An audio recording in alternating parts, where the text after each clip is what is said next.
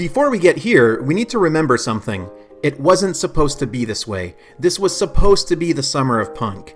After an emotional crowning as AEW champion at Double or Nothing, we were supposed to get what we had all been waiting for, a real CM Punk title reign. But life had other plans. Punk broke his foot and was forced to step down as AEW champion, and instead of relinquishing the title, we saw Jon Moxley win the interim AEW championship at Forbidden Door against Hiroshi Tanahashi. And let's not mince words. Moxley's run as interim champion was great. Remember that for later. In case you need a quick reminder of his AEW singles matches during this summer, here it is. Brody King, Konosuke Takeshita, Roosh, Mance Warner, Chris Jericho. Unless you outright don't like Jon Moxley, the quality of this run of matches is undeniably high. Not only that, the promos ruled because Jon Moxley rules as a pro wrestling promo, and there's an argument to be made that he's the best in the game today. But anyway, conventional wisdom said that despite his impressive run as interim champion, Moxley was just keeping the belt warm for CM Punk, and I was honestly fine with that. So CM Punk comes back and it's electric. I even said this is an image that you sell pay-per-views with. Like most people, I was ready for several weeks of build to the unification match at All Out. The following week, Jon Moxley calls himself the heart and soul of AEW, and CM Punk calls himself the dollars and the cents. Moxley says Punk is writing checks with his mouth that his body can't cash. He's living in a fantasy world by calling himself the best wrestler in the world. Mox says neither of the belts mean anything until he beats Punk. The two men brawl twice during the course of the show, can't be separated, the unification match gets announced out of nowhere, and holy smokes, Moxley crushes CM Punk on Dynamite.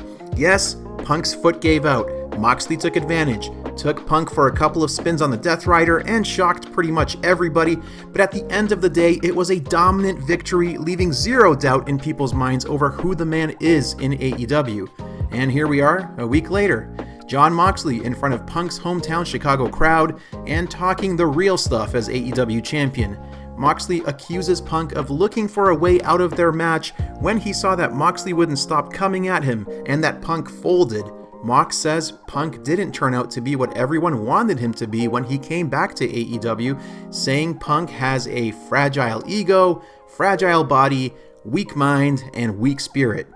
Moxley basically says Punk can't cut it anymore, that he's a fake, so he issues an open contract and leaves it in the ring to be picked up by Punk's friend and trainer Ace Steel, who confronts Punk later in the show after Punk is incredibly down on himself while still finding a moment to fat shame a heckler in the crowd despite being a babyface.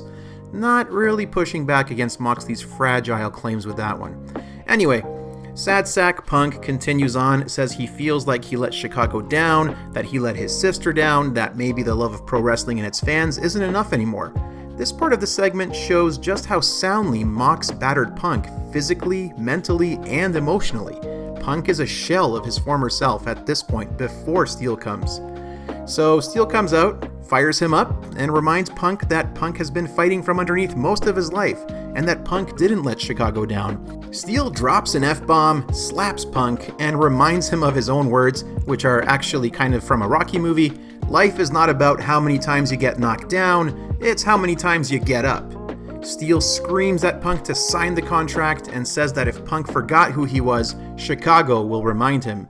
Cue the CM Punk chants and a suddenly fiery CM Punk promo out of nowhere. He says he was just a punk rock kid from Chicago, that people have been trying to take him out since the day he was born with his umbilical cord wrapped around his neck, and that Jon Moxley is not the guy to take him out either. This is Chicago, where the weak are killed and eaten. Yeah, I guess. He appeals to the Chicago crowd, saying they are different kids but have the same heartbeat. He says Moxley will not break his bones or drink his blood because we are Chicago. Then Punk signs the contract, making it official. The whiplash in this segment was a bit much for me. Punk went from self-doubt to fire in the pulpit in the span of a couple of minutes, and that's generally not how a swing in emotion and confidence works, especially not after taking that kind of beating. Unless it's a momentary swing that proves to be nothing more than chest-thumping bravado in the end. chest thumping, pumping, however you want to say it. Shortly after, Mox is in the ring and says that at All Out, he will show everyone the difference between a fake messiah, a martyr, and the real thing, a real champion, a legend being made right before your eyes. And yeah, that's exactly what should happen. Because CM Punk's turn of confidence really isn't warranted given everything that's happened in this story. Yes, he went from talking about dollars and cents, to getting humbled, to being reminded of who he was by Ace Steel, and that animalistic side of Punk was refreshing to see, but it was a bit too sudden to me. And I say again, unless Punk gets humbled again. Near the start of this video, I told you to remember that Moxley's run as interim AEW champion was great.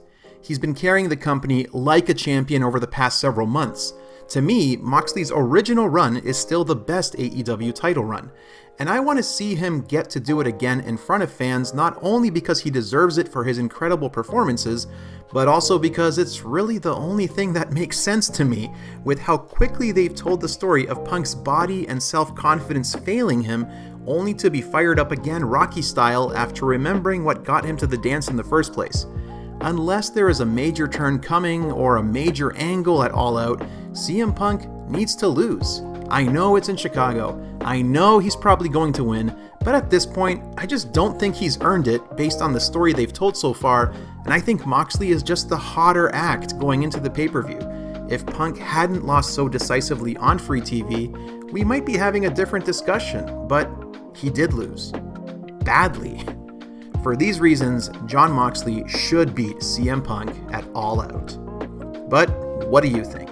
Has this story worked for you? What did you think of Punk's sudden shift in confidence, and who's winning at All Out? And if you're watching this after All Out, what did you think of the story overall? And if you like this video, make sure to like it, share it, and subscribe to my channel. I want to give a big thank you to everyone who has helped me reach my September goal of 500 subs. This is just the beginning, so until next time, thank you for your continued support. I appreciate it.